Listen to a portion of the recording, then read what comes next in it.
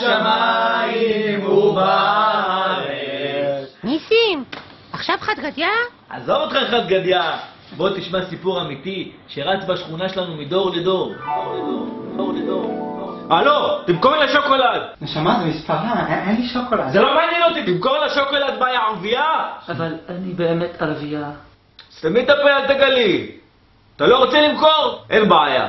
חג'אג' חג'אג' בא, חג'אג' בא.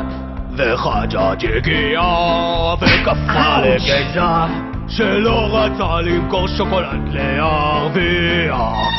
חג'אג' בא, חג'אג' בא. ובא שוטר יער ונגחה לחג'אג' דקפה לגזע שלא רצה למכור שוקולד לערבייה. חג'אג' בא, חג'אג' בא.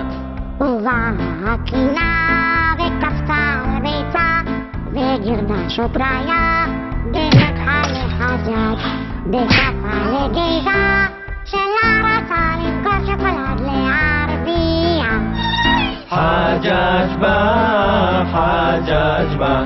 ובא כנפיה וחשה מוטרדה והגישה תלוניה על שוטרה מטרידה.